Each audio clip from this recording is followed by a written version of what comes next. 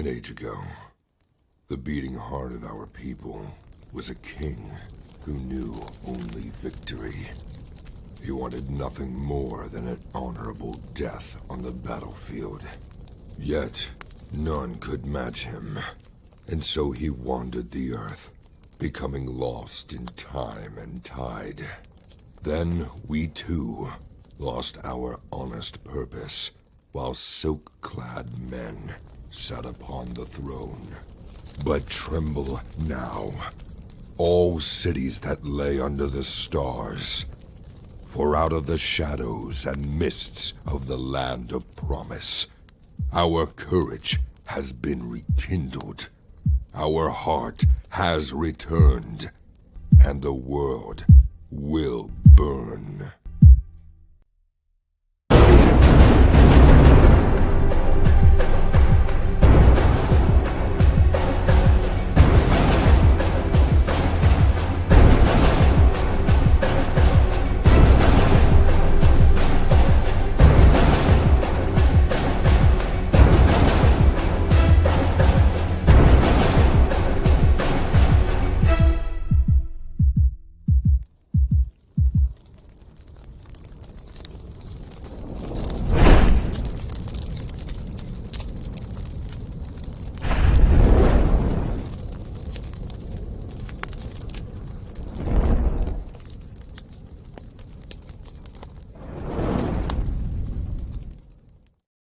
All right. How's everybody doing tonight? We are starting early because I have new internet and it seems to be working very well. So I'm testing things out. I'm going to do a bit of an interview, just a discussion really with John's Longbox here about comics. He's a great comic collector. I think John is probably my favorite comic person in the entire world. He's just amazing. His collection is vast, to say the least, and his knowledge is of the same. So like I said, I have new internet, so I'm testing out the interview, whether or not I have a lag or not. I'm testing out an early live stream, all that kind of stuff.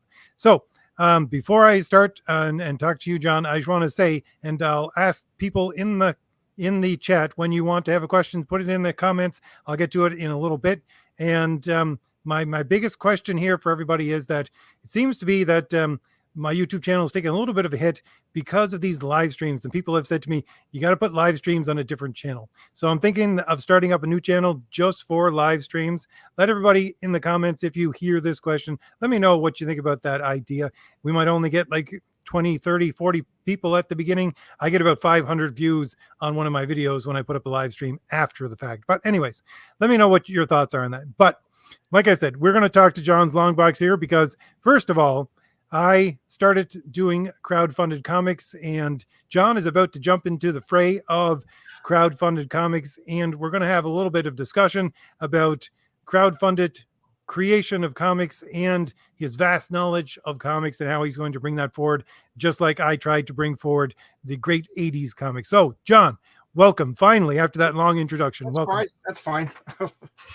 That's I find, you think doing live streams is harming your chart? Because I've been doing nothing but live streams now for the past 2 months. Geez. Well, the thing is that people say that if you do normal videos like my channel, because I used to get like 8,000 views per Saturday video that I would do, it's now dropped down to about 2,000 or 3,000 because they're saying that excuse me, live streams confuse the algorithm when you mix it with other types of videos. So if I have a channel simply for live streams, then I can maximize both of them at the same time. So that was what they were telling me.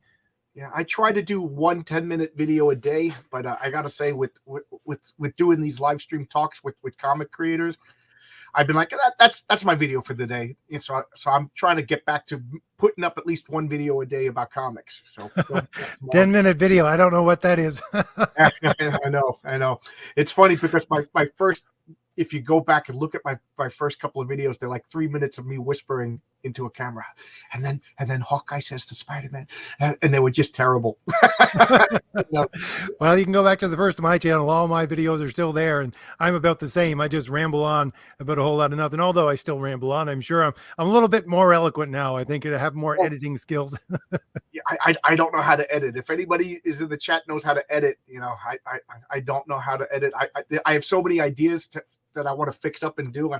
I don't know how to edit. I don't know how to edit at all. It's funny because I struggled to get 10-minute videos for like a year, and now I'm struggling to keep it only 10 minutes. So true. Yeah, I know the feeling. But tell us about this comic that you are intending to make and Okay. you want to crowdfund. Okay, so I first off, I want to launch end of January, February. So I'm working on a superhero comic. I love superheroes. It's like Chuck Dixon says, it's a blue sky superhero. They're good guys. I'm tired of deconstructionists, and I want my superheroes to be people that you could root for, except for one, but that's, you'll see. But so it's an outgrowth of my role playing game. I was just talking with Renee. I see John DeVoist in the chat. Just so my thank you for watching that. And Renee and I talked for about an hour about role playing games. I'm a big role playing fan. RJ, you played Dungeons and Dragons, right? Yes and no. I mostly played the single player games, which was PC games. Although my brother, him and his friends were always, we shared the same room together, and they were always playing Dungeons and Dragons because he was the dungeon master, but they would not let me play. I was too young. But I've been playing Dungeons and Dragons, geez, for 40 years. But for the most part, I dumped the Dungeons and Dragons for villains and vigilantes, and I've been playing that fantasy and that superhero and that cowboys and that fantasy and and I made a world, because my friends never stay on script and they're always going up. So I have notes, and I made up NPCs. And then, of course, one of my friends that would make a good comic book. And I've been thinking about that for like 20 years. And now I finally started writing scripts. So I have about 10 issues in various stages of script. So it's called Heroic Tales because each issue is going to feature a different superhero for about 4 or 5 issues. And then the grand story, if I make it, because I want them to be one shots, because we don't know if I get to continue or not. That's up to how well the audience receives it. So it's one shot, self-contained stories. And then maybe around 5, it's going to be the big story. And I'm going to introduce you to my superhero. So issue 1 is the Patriarch. And the Patriarch is a superhero, and he's also a father. I feel like Marvel and DC have been kind of dumping on fathers. Like Reed Richards is a jerk now. So he's a good dad, he's a good husband, he's a loyal husband, and he's a superhero because he wants to make the world a better place for his children. And I don't want to. There's going to be some shocking, horrible things that happen because that's drama, so, but it's like a tribute to old school Bronze Age Marvel comics. I hired your artist Renzo Rodriguez to draw, and you have got to see the artwork that he's showing. If you go to my Twitter, you could see Zentorian 2000, a name that I can't stand, but whatever, I can't change it now. I made it up before I made up John's Longbox. But Renzo has taken my bad art and turned it like he's an alchemist. He turned my lumps of coal into gold. And the Patriarch, once I saw the way he drew it, oh my God, it revitalized me. I changed some scripts, and it's going so well. He recommended a colorist, so I got the pages being drawn, and it's amazing. I sent him these scripts, and he asked a few questions, and now it's what I pictured in my head. It's like, oh, what comic I'm talking about? My particular comic. It's called Heroic Tales #1, featuring the Patriarch, and it's an introduction to my world. Issue #2 was going to be the first issue, but it's more world building, and I think it's not a good jumping on point. So issue #1 eases us into the world. Issue 2 is another character that features the nature of superpowers. Everybody's good guys, but there's trouble, there's consequences. Especially #2, you're gonna learn the consequences of superpowers. I think it's gonna be kind of shocking. Issue #3, oh man, I'm luring you into this blue sky world, and then issue 3 is gonna be a horror story. So I'm having a blast. I'm so nervous. Like every day I wake up, I'm so excited that I do it. And then somewhere around noon, I guess when I get hungry, I'm like, I can't believe I'm doing this. This is, I don't know what I'm doing. I shouldn't be doing this. Who am I to do? And then, I come home and work on my scripts again, and I'm excited. But I'm sure you did that. Moments of doubt, like I don't even know what I don't know yet. I just found out like a couple of weeks ago, I got to get pre-press done. I didn't even know that was a step. you know. So I'm learning on the fly, and so far it's a lot of fun. You know, Renzo is dynamite to work with. I've been talking to other crowdfunding guys. They've been giving me advice. I don't know if you know who Luke Stone is, the owner of Fund My Comic. I've been bouncing ideas off of him, and he's been telling me this is what you got to do to protect yourself, and this is what you got to do. You know, later on, it's exciting. It's daunting. I'm nervous, but you know, I got this like nervous butterflies, and you know, I want to have some cool swag. I got ideas for add-ons. If you want to buy my I can't wait. I'm so excited. So one of the things I was just going to say about what you're talking about, that's a very good idea. If people are always asking me about stories and creation of stories, but the idea that you have already created this world with your role-playing game, and then since you've already got the backstory for it, then you're writing this story. Now, I'm going to say the following, knowing that this isn't the case because I've already read an early draft of John's. Oh, that's right. Yes, I said. Script. So and RJ said it was the best thing he ever read, guys. But I remember, I just wanted to point this out to people in the chat. That's a really interesting way and a good way to do world building before you write your story. But I remember back in the 90s, I used to submit stories to places like Dragon Magazine and magazines like that. And they would always say, not only to me, but really in the submissions stuff that they're putting out there in their magazines, they would say, if your story sounds like one of your adventures, as to say one of your role-playing nights, we're just going to reject it. So you can't write like that. You have to use that world if you want to, but you can't write like that. And I remember that still to this day, because I mean, I submitted so many things, so many magazines, 30 years ago, and got rejected. But you never got into Dragon? No. I did get stuff really close to getting published, but none of them ever did anything with it because most of my stuff was very mythological and very Tolkien-esque. Does anybody in the chat even remember Dragon Magazine? I mean, me and RJ are probably the Council of Elrond over here, but Dragon Magazine was a supplemental magazine for Dungeons and Dragons, and it was like, great art on the cover and then some cool story ideas. I used to pore over those magazines every time they came out. Yeah. Again, my brother, I used to sit there and watch them play D&D because they wouldn't let me play. So I knew the rules and I knew the rule books, and I would go and pour through them, and he had Dragon magazines and all that kind of stuff. So, when I got old enough, that's when I started to write stories. What's the age difference between you and your brother? Only 2 years, but still. Only 2 years and he wouldn't let you play? No, he wouldn't let me play. Oh, man. Yeah. I remember playing with my little brother and my little sister, and my father told me to stop playing Dungeons and Dragons with them. They would end up going upstairs and sleeping with my parents because they were scared. You can't play that game anymore. It scares Mike and Catherine. I did something similar. I think it was I was playing a sort of games like that with my sister, but she's like 7 years younger than me. And my mother just told me at one point, "Would you stop? That's not fair."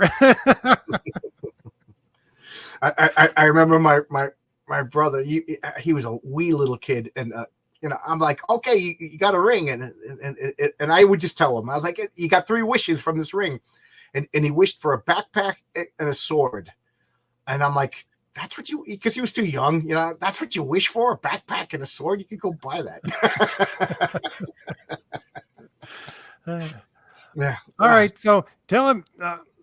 I was going to say, tell us a little bit more about the process that you're going through, because what you're doing right now is that you're creating your channel. As I said to people a couple of months ago when I was talking about crowdfunding, I said, you got to build yourself a channel or some kind of channel to get to an audience before you begin creating a comic. And you have built quite a channel. I put the link for it in the description, by the way, for John's YouTube channel, for anybody who wants to go and take a look there and give him a subscription. But he has he's getting some really big names to talk to from older comics and interviewing them, and you're making connections up the wazoo, which is the greatest thing that you could do. So talk a little bit about the steps that you're going through to create this okay, well, in the beginning, I was a little kid reading comics and loving comics, and I always wanted to write for Marvel Comics as a kid. you know, and that was my dream job. That was my job. I'm going to write for comics. So, and of course life happens and everything. Now I'm a construction worker. So that obviously didn't work. And now I wouldn't even work for Marvel if they were to hire me. That's how bad it is. You know, I would have to take a pay cut, you know? So I gave up the idea of writing comics, but I like the world building, you know, when I've been playing this role playing games, and then COVID happened. Nobody was going out. We stopped role playing, you know, and I ended up moving because New York City was getting kind of weird. So I moved out here into the sticks, and I didn't know anybody, and I was like depressed and lonely, you know. So I was like, I'm going to start a YouTube channel. So my I'm going to stop you right there for just 1 second. The reason why I have the Hulk cover on the front of this video, if you saw the thumbnail, was because John's always calling me a Wendigo, and John is the thing. I couldn't find the Wendigo in the thing, so I put John down as the Hulk. So he's your consummate New Yorker, and he's living out. You should have told me. Now. I got the hills now. I got a Photoshop of the Wendigo in the thing that I sent you. Oh, I forgot about that. Oh, sorry to interrupt, but that's just a little bit of a story. And check your messages on Twitter. That I have a variant cover for the Valiant Heroes that you could pledge for. Check that out. So anyway, I was lonely and depressed, and I said I want to talk to people about comics. You know, my friends are getting a little weird, and you know, so I started a YouTube channel, and I didn't know what I was doing, and for like a year, I was getting like 3 views per video, and you know, I was like, I got to do it. I got to do it. I think around 6 months or so, I discovered you, or maybe it was a year, and I started listening to your videos, and I would just jump in your chat, you know, and make comments. And I think one day I just said, you know, here's a picture of my comic collection, and then you were like, wow, and you invited me on. I think I was your first interview that you did, and that created the bug of talking to people, and then you started making comics. And I was like, you know, this is something that can happen, but I was too scared to actually do it. So I was like, kind of just watching. You made your comic. It was a lot of fun, you know. And I was like, and then what really blew me away was, again, you. I joke that I follow everything you do. I do 6 months later. You got Mike Gustovich drawing for you, and I was like, oh my god, this guy's a comic book legend. And RJ, not to be mean, but I'm like, who is RJ? And he could get Mike Gustovich. And then I saw, you know, Diversity in Comics or Comics Matters. He was getting Chuck Dixon. So I was like, this is really weird. Something is going on. And I started to realize that, you know, making comic books, you could reach out and talk to these creators. So I that's what I started doing. I started, you know, after you kind of gave me the prime urge to go out and talk. So I started talking to other creators, and I'm like, these guys are friendly and nice, and and so I'm like, all right, I'm gonna see if, because when I saw your art for Thomas Valiant, I was like, this guy's good. This looks like exactly what I want out of a comic book. Like you keep saying, and you're absolutely right. It looks like George Perez and John Byrne had an art baby and named it Renzo Rodriguez, and it's everything that I like. So I was like, so I asked you. I said, would you mind if I asked Renzo to draw my comic? And you're like, yeah, sure. You know, guy wants to work, and he's like a saint. How often do you talk to him? He's like the nicest guy in the world, you know. And he's so enthusiastic and so happy. I send him little notes, and he's like, yeah. And as he's sending me sketches and thumbnail, I'm not even joking. It's exactly what I pictured in my mind when I write the scripts. You know, they always say like, oh, you're going to get about 30% of what you think when you're writing a script and give it to an art. This is almost like 100%. And what his storytelling is awesome. Like the success of my comic is going to be Renzo. It is getting better and better and better, you know? So, I got to say, your imagination is much better than mine now, because if that's what you're picturing and Renzo's putting it down there for you, great. Because what I do is, and I think this is a bit of advice for anybody. What I do is I read the script and Renzo takes it and he makes it 5 times better. I could not have imagined some of the stuff that he has come up with. And I always say to myself, you know, I always wanted to write stories, and I always did write kind of stories, and I'm still writing stories on my own. But writing comics is something completely unique. Making comics is something really unique because of the collaborative effort that everybody has to put into this thing. And it will, if you find the right team, if you find people that you love working with and that do a good job, you're going to make something that is, you know, 2 times, 3 times, 5 times better than you begin to think of when you start writing it or laying that out. So that's a bit of advice. Find a good team and find people who actually, you know, are excited about your project. Because Renzo is someone who is excited to work and is excited to do superhero comics. Yeah, he's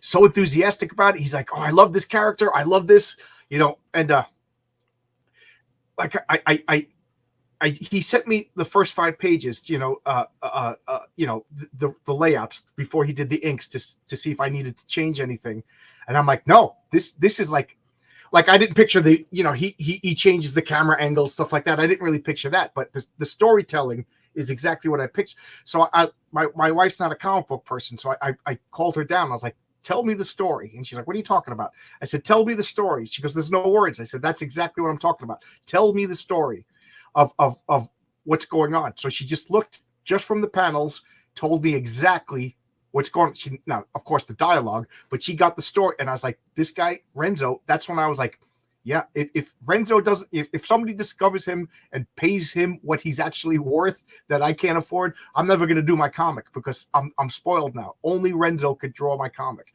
you know. That's just like the comment that who is it?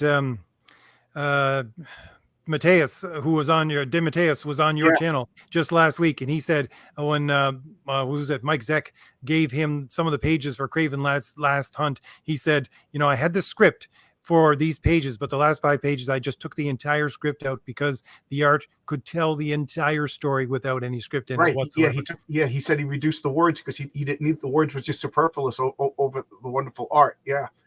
I'm so excited, and I again, maybe I'm being naive. Maybe it's just like I don't know what I don't know, and I don't know what I'm in for yet. But so far, it's been like a pleasure, and it seems like everything's just falling out of the sky. Like, you know, meeting you, and then you know, again, following in your footsteps. I always joke, if RJ does it, I'm going to do it 6 months later. You started doing interviews, I started doing interviews. You know, you know, you started making a comic, I'm making a comic. What are you doing right now? Are you cooking something? What are you cooking? I'm going to go cook the same thing, you know. But spaghetti sauce, just to let you know.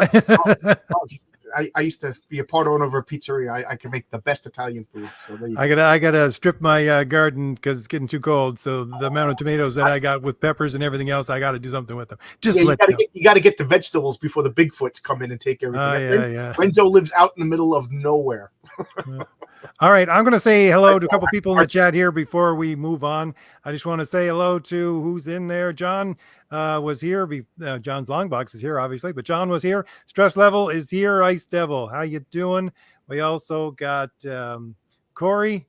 How you doing? A lot of different names, I think, because we're on so early. John DeVoist is here. We also got Miss Maria. How you doing, Miss Maria? I haven't seen you in a couple of weeks, and yes, I've been talking about Aristotle every video. Don't you worry, Miss Maria.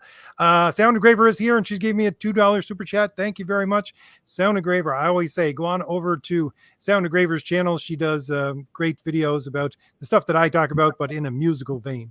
And Taz is here as well as Pedro. So I want to say hello to everybody. We're just having a quick chat about making good comics, and really about, I think, tying into older comics. So I want to ask you that question, John. What is the storytelling? Because I think you and I, like you said, we want Renzo for our comics because, you know, you're tying in that old George Perez, John Byrne feeling. But tell me who you're channeling for, and what comic in your mind you're drawing on when you write your script for your comic. Okay, first off, it's a tribute to the comics that I grew up and loved. So this is like Bronze Age Marvel, like late 70s, early 80s, you know, around there. So, you know, like George Perez on the Fantastic Four, George Perez on the Avengers, you know, it was Wonder, it was good guys, and the good guys were good, you know, and they were heroic. The background details, I mean, you got to see the background details that Renzo was drawing. You know, it was just, everything about it was exciting, and I want to capture that. You know, it's definitely not going to be people sitting around in a coffee shop discussing you know, whatever. It's going to be a good guy superhero doing doing wonderful I guarantee, if you like superhero comics, everybody in this chat, if you like superhero, you're going to like my comic. That's a promise. Could you share my screen? Can I show you a Not page? entirely sure how if I know how to do that, John. Oh, okay. Quite honestly, but I wanted to interject and say you should see some of the pages that Renzo's doing right now for Thomas Valiant #2. Oh, I can imagine. I've started off with a battle, but it's in basically a mansion setting, which is partly a museum. So I told Renzo, put in a lot of ancient Greek looking statues in the background. He's like, he just gone overboard with this. And I'm thinking, wow, that's beautiful. Yeah. He really is. You know, I want to get this comic done before somebody scoops him up, because he's the next big thing. With you said it, and I totally agree with you. He's amazing. His art is going leaps and bounds every time he puts out a new book. He is just so much better, and he's worked for Boom and I think a couple of other smaller publishers already. I'm gonna put on X, Twitter, or whatever you want to call it. I'll put out an image right now of what Renzo just submitted to me, a colored page, and I'll at RJ. So if anybody wants to see it, because we're two old boomers here who can't figure out how to work the internet. But there you go. If you want to see, I just sent RJ of the Island on Twitter. You could check out this page that RJ just sent me. But anyway, I'm excited. I have like I said, I have a world. I started writing. I'm 10 issues into scripts. I'm revising stuff every day. I just sent RJ. RJ, I'm getting the names mixed up because I'm excited and I've been drinking too much coffee. I just sent Renzo revisions on some character ideas. He's like, oh, that's a good idea. That's a good idea. So like, I want it to be blue skies superheroes, but there's going to be consequences. And like I said, this guy's the patriarch. I don't want to give his origin away because that's not until like the 7th issue. But the day he got superpowers was also the day he became a father. So he took it as like, you know, I got to protect my children, and you know, and then he gives an interview and he's like, yeah, you know, I'm a father and I got to protect children. And the woman goes, well, so what are you like? You think you're the patriarch? And he's like, yes. And then the name stuck, you know. So it was kind of like she was making fun of him, and he took it as a badge of honor. So he's a good father. He's a good guy, and he for reasons that will be explained, he becomes a survivalist. So RJ was giving me notes about actually how to hunt. I've never hunted with superpowers before, so I was trying to imagine how a superhero, you know, he's providing for his family. You know, he that's his main thing, and that's one of his abilities is he can split his focus. So he's always, and that's kind of his weakness, because sometimes, even though he's physically here, his mind is elsewhere, thinking about something else, and that's going to cause problems in the future. There's going to be problems with like he lives in a mountain someplace like that's only accessible by flight because of, again, something that happens in his past, in his origin, and that's going to cause problems with his children. Like one of his sons is going to ask him, Dad, am I a prisoner here? Am I allowed to leave? You know, because his children don't have superpowers. His wife doesn't have superpowers. So that's going to be, you know, again, like Marcus Aurelius, one of the greatest leaders of the world, great genius, but his flaw was his children. You know, I guess we have a blind spot for our kids. You know what I mean? But anyway, I'm waxing a little. I'm giving too many spoilers for the comic, but that's a very interesting idea. I never thought of that, but it reminds me of what's the name of that show? I can't remember. Dollhouse, I think it was. I don't remember who. That was Josh Whedon's Dollhouse. Yeah. Was it? Yeah. Because his main character was able to do that exact thing. His main character was able to split her mind basically at least into two and do two separate things with one hand doing one thing and another doing another at the exact same time. So that's an interesting idea for part of a superpower. I like that. Yeah. Well, it's not that he could split. Like, he goes up into the sky because when he does it, he's vulnerable. And he literally sends his 5 senses elsewhere. You know, almost like Doctor Strange sends his conscious, you know what I mean? So he could. So it's a view spell. What's that? Yeah, it's like a clairaudience. Yeah, it's a clairaudience, clairvoyance. So like when he's fighting a bad guy, he has to be in the moment and everything like that. But then he gets free and he's like, oh, okay, is everything safe at home? And he'll go up above the clouds and then like remote view. Okay, the family's fine. And then he has friends that he's always checking up on, which is that's going to cause problems. So again, what I don't want to give too much support, but one of the bad guys is going to say to him, I know how to beat you now. I figured you out, because he has telekinetic powers, so he acts like Superman. Like he can't really lift up a car. He's only as strong as a regular guy, but he uses telekinesis and he acts like he's stronger. He's a little vain. Wouldn't you be? All right, so you're channeling the Guardian then. A gladiator. Yeah, yes, sorry, Gladiator from the Shire. So he could, so bullets. He acts like bullets don't actually hit them. He like deflects them. But if you were to sneak up behind him and punch him, he's not aware of it. You could hit him. So he's always like above doing stuff, and he's a good guy. He doesn't want to hurt anybody. And I thought it was important that the first bad guy he defeats, he actually defeats without any violence. People are like, that's a superhero without violence. But I think it works. And then the second bad guy, he encounters two bad guys in the first issue. The second bad guy kind of gets one up on him, because he starts overloading him, and he's starting to realize, he's probing him for weaknesses, and he's like, I know how to beat you now. So the return of the main villain in the first issue is going to be a big deal. So I want to run this by you, John, just for a second here. You're saying that, well, I would say for both of us, really, we're jumping into this with both feet, but at the same time, we're learning as we go. And absolutely, as I'm looking back at the history of comics, and doing these videos for Wednesday, when I do stuff about interviews and all that kind of stuff from old comic greats, I see that a lot of these people were doing it not really as a joke, but this was the best job that they could get. And, it wasn't what they wanted to do at the time. So I would say, all of those great comics that you and I grew up on and we loved so much, they were people, who was it? I just did an interview. Oh no, I just watched an interview with Will Eisner, and he was saying, he started, I think it was 1938 that he started writing comics, something around there, comic strips. And he was saying, it didn't get serious until, and his point that he says, where you got Alan Moore coming in, you got people like that coming in where they were serious writers. Up until then, you didn't have serious people that were serious writers. You had people that were trying their best and, doing whatever they could. And honestly, I think that was one of the key components of the fun to comics, and one of the things that we might be bringing into crowdfunding, that you and I and everyone else who's jumping into it right now, that we don't exactly know what we're doing, but at the same time, that brings a fun to the comic that is missing with so many of these people who think that they're the bee's knees with, I'm the greatest writer ever and I work for Marvel or DC. Yeah, I have a real job. I have a day job. I'm a construction worker. It's a hard job. It's a harsh job.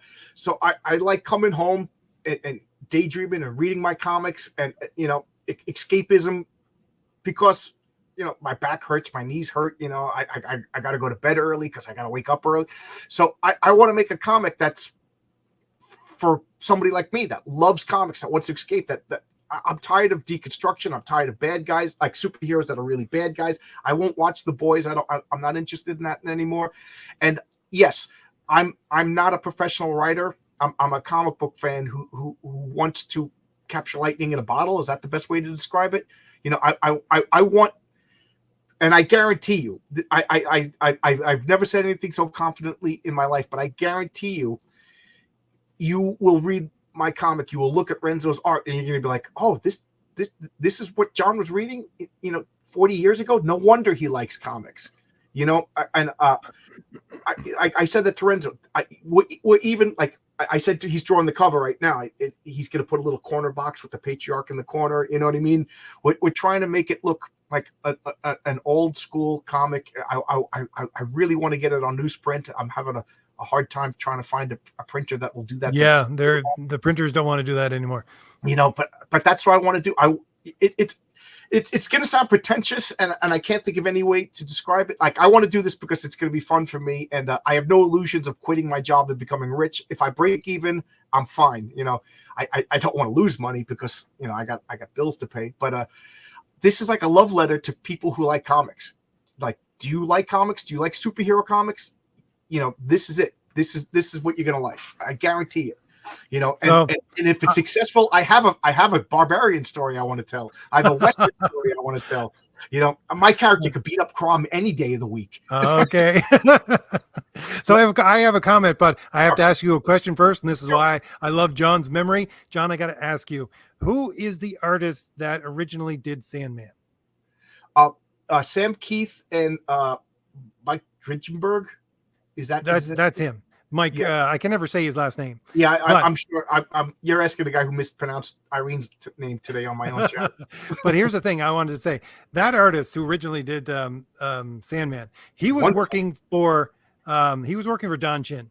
Yep. Don Chin was doing just straight up parody comics, and he worked for, well, he did an actual really, really good fantasy comic. Right, He was exactly. working with Don Chin with that fantasy comic Eclipse, I think was what he was working on. And, you know, he has so many connections right now with people. Like he tried to set me up with the guys for the guys who did ElfQuest to do Crown the Destroyer, all that kind of Really? stuff. But the thing is that, you know, he was working on his own. He was saying he was working in his basement or he's getting money from his parents and all that kind of stuff. And I think we have gotten back to that point again. And I'm thank God for Don, honestly, because I'm working with him and he's great. I've had him on my channel, man. I love that guy. I actually say, come back to my channel. I miss you.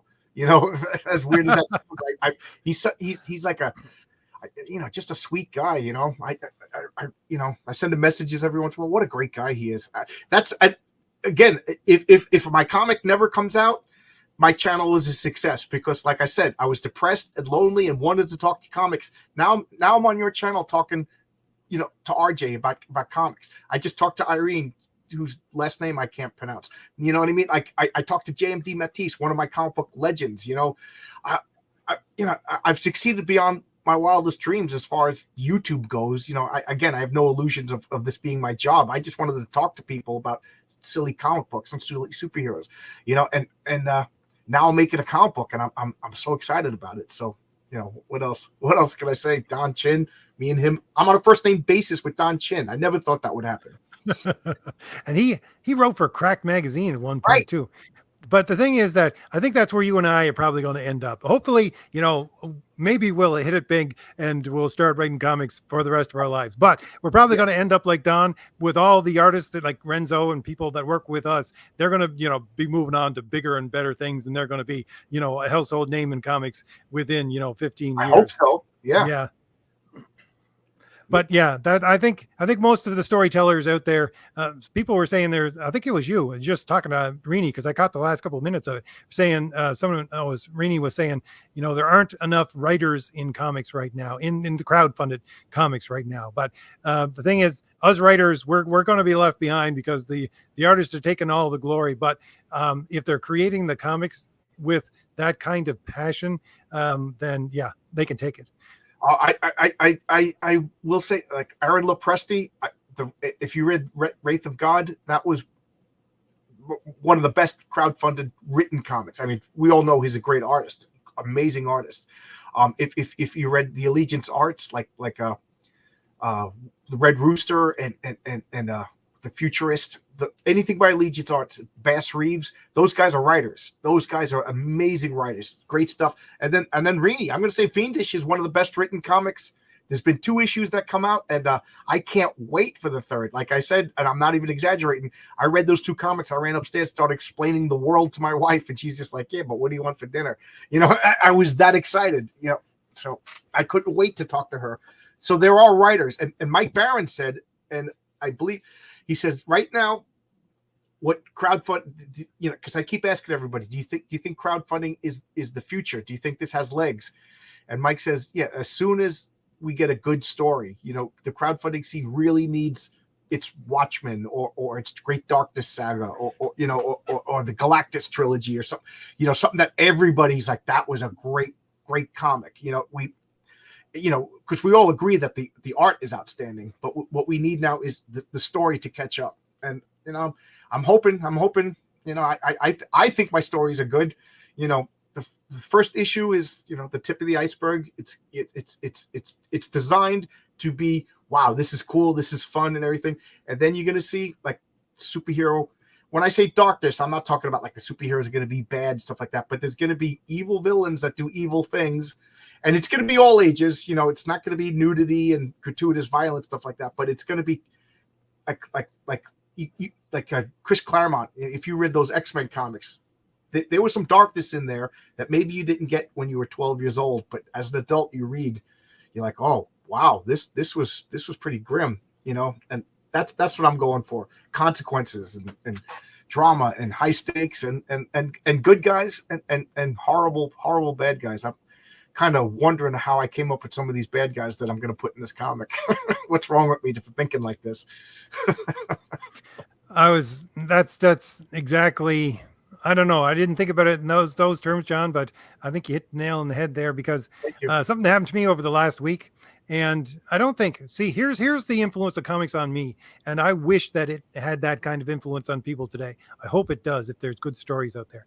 But, you know, it's not the nicest thing to think about in the world. But the first of last week, I had to go to a funeral, and it was raining. Sorry. And it, you know, the burial, it was raining, and it's just miserable outside and cold. And all I could think of was that John Byrne X-Men, well, I had thought about the person, obviously, but with People in Black and all that kind of stuff, everything that was going on, it made me think of when they were burying Jean Grey. Yeah, the Death of Phoenix, the splash page. The exactly. Yeah, the funeral. Because I'm saying to myself, you know, if those kinds of things flash into my mind in this kind of situation, which is, you know, a dire situation, that's how much of an impact those stories made on me when I was young.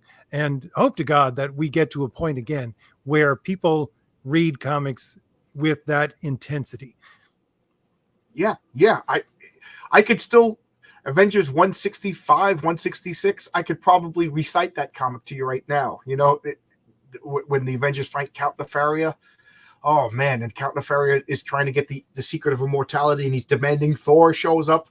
And then the last page, he turns around and Thor's throwing the hammer at him. I'm like, oh my God. You know, my friend Mike and I are like reenacting and throwing hammers at each other like stupid idiots. You know, I hit him in the knee with a freaking instruction. You know what I mean? But we were like little kids, and he's like, it's okay, it hurts. You know, running around, you know. And now I it's like I'll read a comic now, and I'm like 10 minutes later, I'm just reading the next comic, and I'm not even thinking about it. But I read the covers off that, you know. You know, I'm on my third copy. I destroyed that comic reading it, you know, and that's what I hope. I want to see, like, I want to see somebody coming up to me someday. Me and RJ will be signing comics and somebody will give me an old beat up copy of Heroic Tales #1. I'm like, oh man, this is awesome. You know, you read this thing. New York Comic Con 2050. Yeah.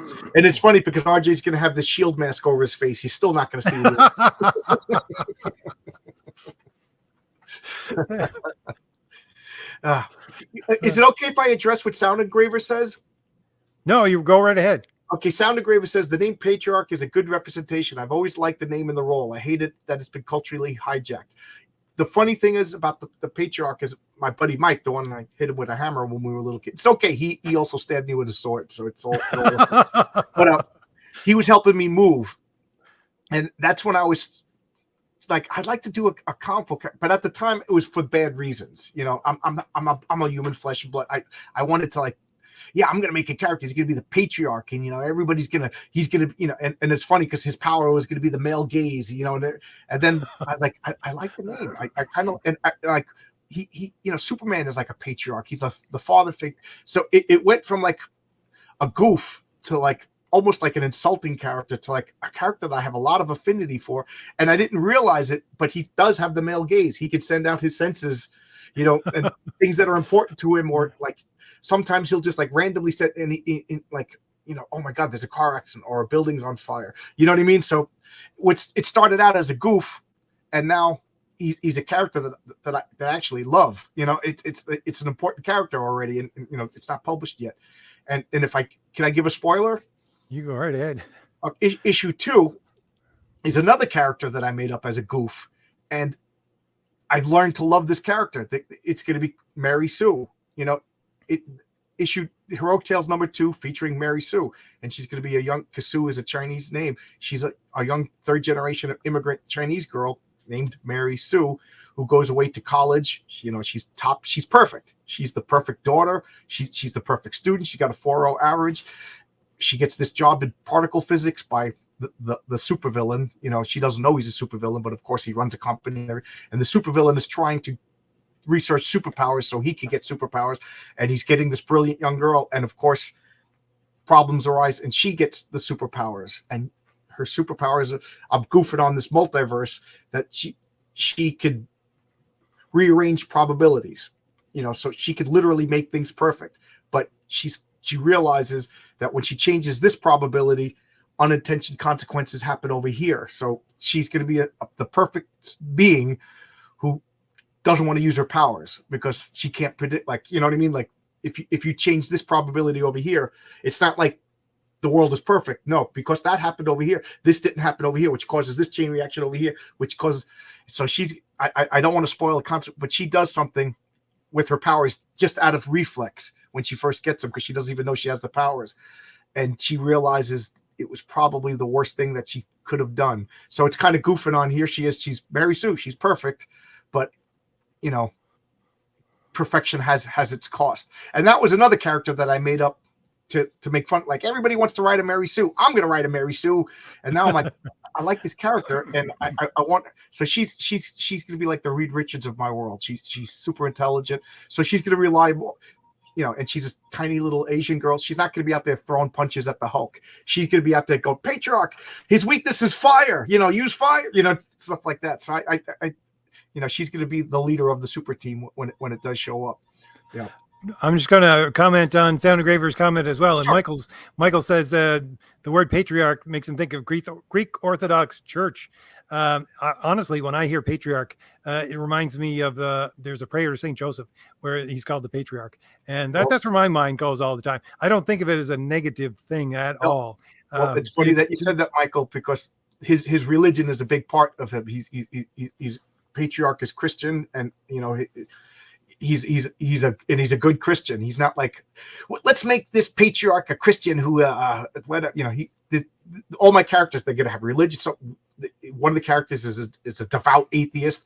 You know, Mary Sue is a Roman Catholic. Her family actually, her grandparents fled the Maoist China, you know, when they came to America with nothing, and they're very patriotic. I don't know why that word came out weird, but they're very patriotic.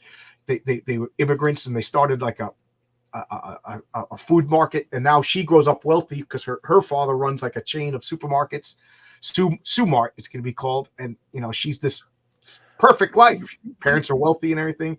Roman Catholic, good girl. She doesn't have a boyfriend. You know, she. So yes, when I picked the name Patriarch, I'm like, this guy's Greek Orthodox. You know, so that's funny that you picked that up, Michael. Bethel in the comments is basically gave a version of Green Lantern's powering up in his ring. That's one of the things I would say as well. When you were a kid, did you memorize Green Lantern's? No, and I'll tell you why. I still hate the Green Lantern, even though I got Green Lanterns over here. I love it because his powers, they never explained he could do anything. You know, like I guess I'm like obsessive or whatever, but I need like a character that, you know, I can predict what he's going to do because it makes sense. There's there's consistency. And matter of fact, that's one of the things Mary Sue, she could do anything. So, you know, it's going to show how like doing anything is not as cool as you think it is. Well, but no, I didn't recite the Green Lantern Oath, but I did know like all the dialogue to the Great Darkness Saga. I knew what all the Legion of Superheroes laser beams looked like. You know, I knew all what all the different colors of kryptonite did to all the different Kryptonians. I think you got 2 Green Lanterns behind you, John. I know. It's funny when I say it, but you know, they're cool. I like comics. You know, like I wasn't particularly fond. I never know which way to. I wasn't particularly fond of Wonder Woman, but I still bought the I can't even point. I bought the Wonder Woman bracelets and tiara and stuff. You know, that's the Nick Fury gun, Captain America shields.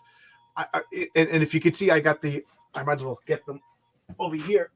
I got the this is gonna fall down.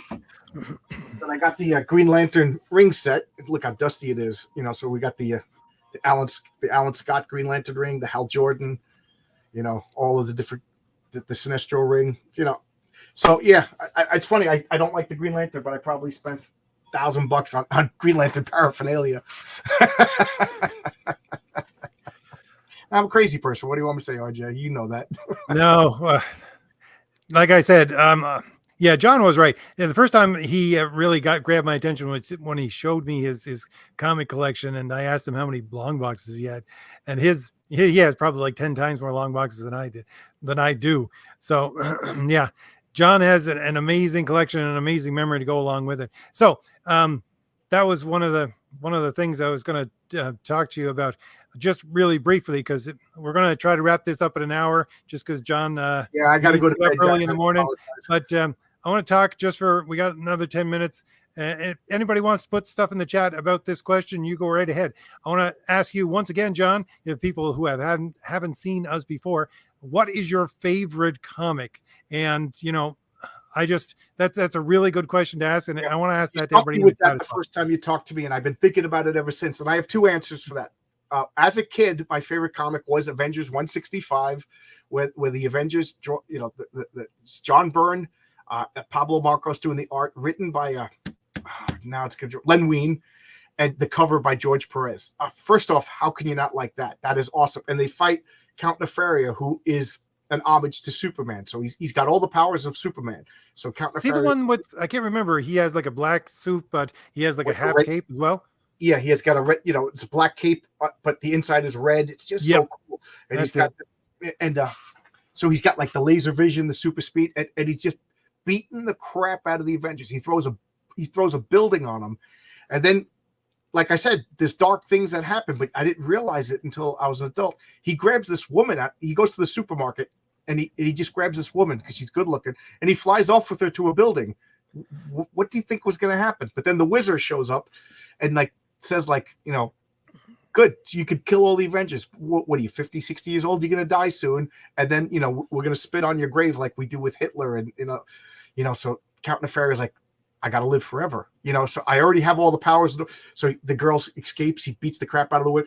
And now he's going after Thor because he wants to strangle the secret of immortality out of Thor. I'm like, as a kid, I was like, this is awesome. It's still awesome. And then issue 66, they finish off the story, but that 165, oh my God. I remember camping with my buddy. We were up on this big boulder acting out the comic. That's when he stabbed me with the sword. And I remember, it was just exciting. As an adult, my favorite comic is Hitman 35, written by Garth Ennis and drawn by John McCrae. And it's Superman. It's Hitman, Tommy Monahan. He's an Irish immigrant, and he's just standing on a building smoking, and turns around and Superman's behind him. And Superman's like, do you want to talk? And he's like, you're Superman. He's like, yeah. He's like, yeah, of course. Yeah. And Superman had went to space to save a space shuttle. And he used his X-ray vision, and he rescued the two astronauts, and he brings them back down to Earth. And they take the helmet off. They go, the captain's still up there. There was three of us. He goes, there was only two. He goes, lead shielding. It's a nuclear ship. You got to. So Superman's like, oh, and he flies back. And the guy sees Superman coming, and the captain was panicking. He was praying, he knows it's going to, and he sees Superman, and he relaxes and he smiles because he knows Superman's going to save, but then the ship blows up. So Superman failed to save him. And then Superman's like, he's telling Tommy Monahan, he's like, it wouldn't have been so bad. I failed to save people, but the guy saw me and intrinsically trusted that I was going to save him. He relaxed. He knew, and I failed him. And, and then Tommy Monahan's consoling Superman. And then they go on to this talk about what it is to emigrate from Krypton or Ireland and become an American. And it goes to the nature of superheroes, to the nature of patriotism, and Tommy Monahan says that I'm an Irish Catholic. I come to America and then I want to bring my garbage with me. I want to hate the Protestants. He goes, I left that stuff. He goes, it's such a good comic, and I was like, that's the one comic when people are like, show me a comic. Why do you like comics? I'll buy that one. I must have bought 12 copies of that to give it to my friends. And they're like, this is awesome. It's probably my favorite series of all time. And it's funny because it's the same guy that wrote The Boys, so, but I guess Garth Ennis is a talented guy, but, I always tell people, and I told you before, John, that I never looked this up, but my favorite comic is Walter Simonson's Thor. It's the Destroyer issue where Thor gets absorbed into the destroyer armor, and he Yeah. basically just throws away his hammer because he's that powerful. Because it's Thor's essence in the destroyer's body. That would be my favorite superhero comic. But since you gave two, I'll give my secondary one, which is a fantasy one, and I think it is Savage Sword of Conan #2, if I remember correctly. It's the one of Conan on the cross. And he basically gets nailed to an X cross, and he has to rip himself free. Which is partly where that scene in Conan the Barbarian, the first one, comes from. So that would be my second one. So those are some, like, I like the very depths of the story. You're talking like, I find it funny because I'm all about heroism, and you're talking about the most heroic moments, but I'm the one who likes the dark moments, the darkest moment of a hero, and you see them in that darkest moment, and that's, to me, that's the best comic. But I don't know, it's a little strange, I guess. Oh no, I agree with you. Like, if the hero doesn't go through darkness and overcome the darkness, then there's if there's no struggle, then what good is he? And I promise you, when you in issue 1 of Heroic Tales, the Patriarch, he's gonna, I guess I'm giving a minor spoiler, but he lands at his home, and he sees his wife. So you see her, like, on the second to last page. She's covered from her left side of her face down the left in burns. And I don't explain it. Around issue 7, I'm going to explain, and I think it's going to be a real dark story that's going to show you how heroic the Patriarch really is, because what happened and why he moved his family to the mountains, and what would you do in that particular situation where somebody burnt your wife? It's going to be I don't know. So yeah, I'm not going to be afraid to go into dark stories, because otherwise, if it's just a superhero with I'm going to stop a guy robbing the bank every issue, that gets old and quiet really quick. So there's going to be some dark, especially issue 3. I want to explore, like, the whole Punisher and Batman. How would they really work in a real world? You know what I mean? Like I remember a comic, one of the bad guys was saying, like, yeah, like, the cops show up as the guy's webbed. It's like, this guy in a mask just webbed me up. I wasn't doing anything, and the cops had to let him go. So what would you do if you were a superhero? Every time you leave the bad guys tied up for the cops have to let them go because nobody saw the crime. It's not legal. I just got assaulted by a guy in a mask. So what would Batman be like in the real world? It's funny because you were talking to Mike Barron. I was talking to Mike Barron too a little while ago, and he has a book out that he basically said to himself, because he used to write Punisher. He said, what would Punisher be doing right now? Well, he'd be on the southern border trying to stop criminals from coming across. And I thought that was a really interesting idea. But I thought to myself, over the last month, I thought, really? I would say the best story would be someone right now to write an actual Punisher story where he's still in New York and he's fighting, being the Punisher in New York today, the way New York looks today, because he would be the combination of the Punisher and Spider-Man, because he would be being hunted down by everybody under the sun, even though he would be punishing evildoers. Well, did you see that guy who saved a woman from a mugging? Exactly. He got arrested, and the woman said, "Why did he have to pull a gun?" It's like, because you're getting assaulted on the subway. Have you ever been on a New York City subway? There's nowhere to go. You're trapped. I don't know. I've been working in New York City, taking the subway for 20 years. Till this day, I don't sleep. I get on the subway and I'm hyper vigilant. It's, so you're right. Punisher in New York right now. Well, the mayor would be, we got to get this guy. Exactly. I think that would be someone should write that story. I couldn't write it, but someone like Mike Barron should write it. Taz says in the comments, John's brain is like a mini computer, and I would completely agree with that statement. For Taz, I would say for useless information, yes. For people's names and I go back to work and they're like, okay, continue what you were doing yesterday. Well, what was I doing yesterday? Oh yeah, I was daydreaming about my comic book. No. All right, we're gonna have to leave it there at the hour because John has to get up early in the morning to go to work. So I'm going to just say the last word here, and let everybody know. I want to ask that question again to everybody. If you could put it in the comments, and I'll read them a little bit later. But if you think it would be a good idea for me to do a different channel with my interviews, and I'd like to do more live streams like this, John. So if we could get together more often, that would be great. I love talking to you, RJ. Well, I love talking to you as well. Like Taz said, your mind is a steel trap when it comes to comics. I always think I wish I had John's memory about comics when people ask me these questions, because that's what they do every once in a while in the chat, and I can't answer them. All right, so I'm going to leave everybody. I want to say goodnight to everybody, and I'm going to leave you with the Crom the Destroyer second video. So links for Crom the Destroyer, Thomas Valiant, and the Valiant Heroes are in the description of this video, and I will see you all later. Bye. Bye-bye. Thank you, everybody. No matter how many wars you fight, no matter how much blood you shed, no matter how much rage you loose, no matter how many demons you face, no matter how many companions you lose, no matter if our kingdom falls, I know that you will return to me in honor.